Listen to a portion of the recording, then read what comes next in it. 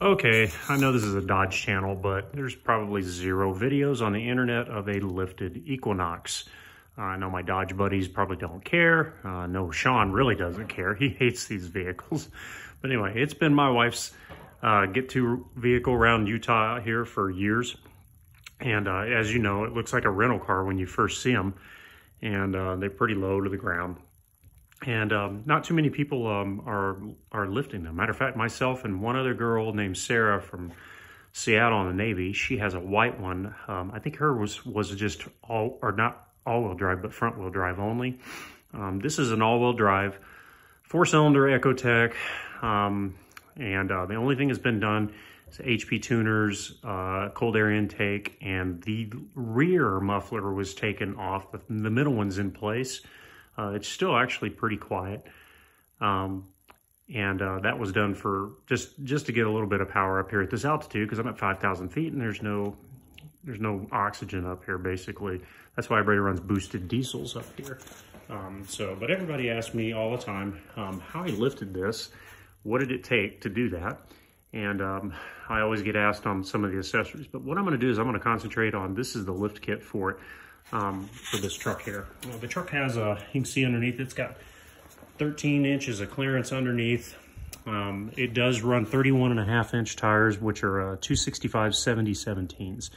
These are Cooper Evolution MTs.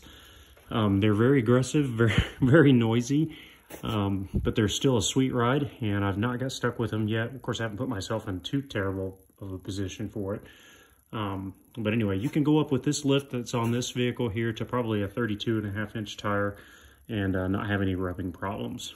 To run this size tire, to get it away from the lower strut base inside of here, I did have to run a 2-inch wheel spacer. And they've been on here for, gosh, 3 years now, and I've had no problems because I keep everything torqued and I don't have any issues with them. But moving right along, some people knew before that I had custom coilovers I had built on the front of this that gave me a lot more depth and clearance, so I didn't have to run the spacer. But even when I tried all the different spring rates, nothing rode better than this factory spring. This factory spring rides great.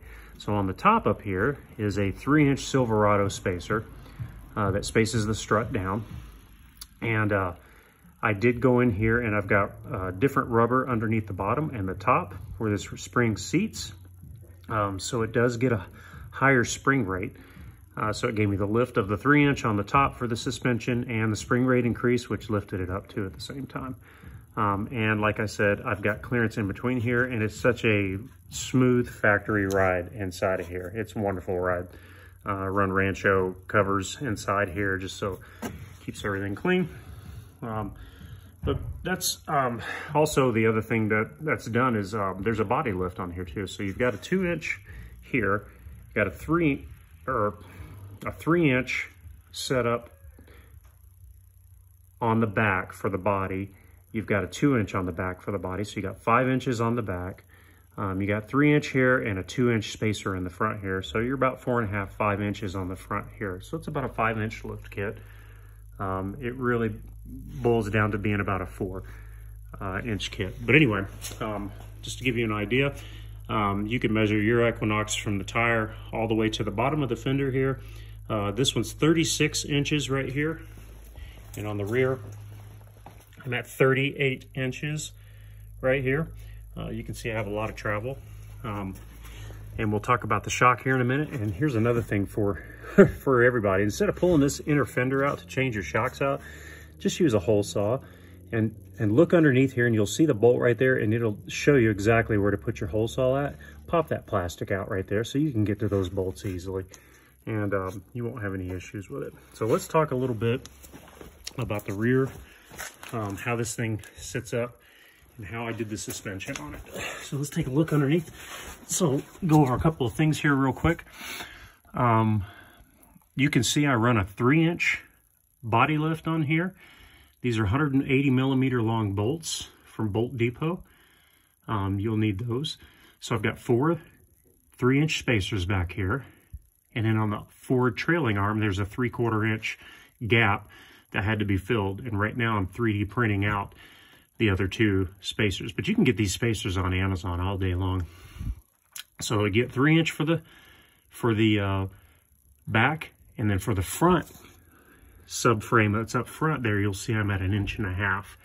So this spring right here is from a 96 through 2003 Dodge Ram 1500 two-wheel drive 318 front spring. Hope you got all that. This shock right here is from a 2005 1500 half-ton Chevy Silverado V8 two-wheel drive, and this is the rear shock from it. This is also a Silverado shock spacer that I run on there also. So I don't have my shock bottoming out whatsoever, which it was actually before. So when I ran this gap on here, and we're doing good. So but anyway, so you can see the lift on the body right there, the suspension lift here, and then we're going to go up front, and I'm going to show you the other two. So you're going to get 1, 2, 3, 4. We'll come back up front here. There's your other one right there. Here, same thing, bolts here.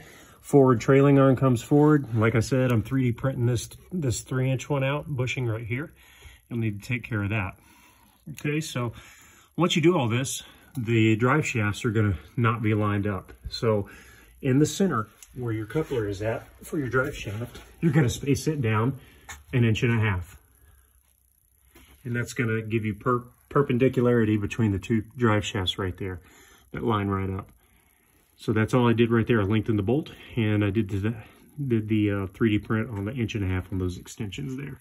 So let's take a look up front.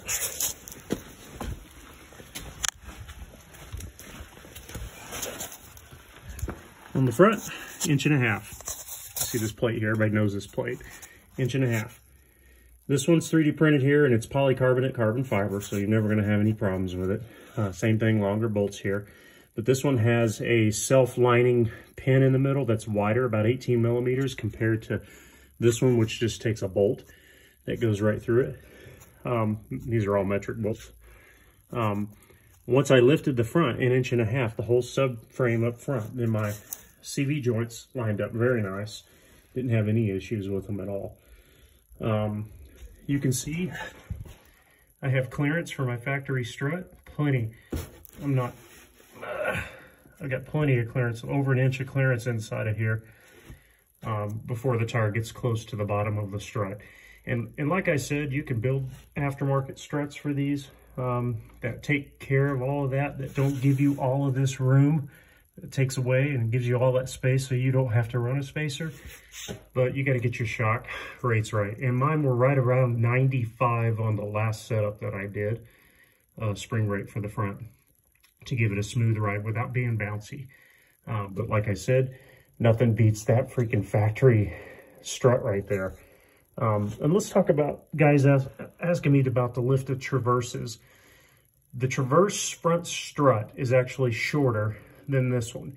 So if you wanted to lift your Traverse, you would start with an Equinox or Terrain front strut. And that would give you the help that you need to run a longer set. Because that's what I thought. I thought, well, you know, Traverse sits a little taller, but you end up finding out that the strut is actually shorter on the Terrain, or excuse me, what's it called? Whatever. Yeah. Damn it, I don't know. So whatever the other one's called, whatever the tall one's called, the Traverse, doggone it. See, my brain's not working today. Anyway, the Traverse is taller, but the strut is shorter. So if you want to lift your Traverse, use an Equinox strut to start with. And then you can do spacers on the top also. Obviously, the steering on this one here is power steering, electronic power steering, so you have to reteach the steering angle sensors when you get done. The final thing that I had to do in the front, I'll show you here, is my radiator. I had to space up right here, make up for the gap that was being lifted. And then obviously I run another 1.5 inch spacer here. And then one final thing that I had to take care of also is the motor mount, the front engine motor mount. And we'll show you here real quick.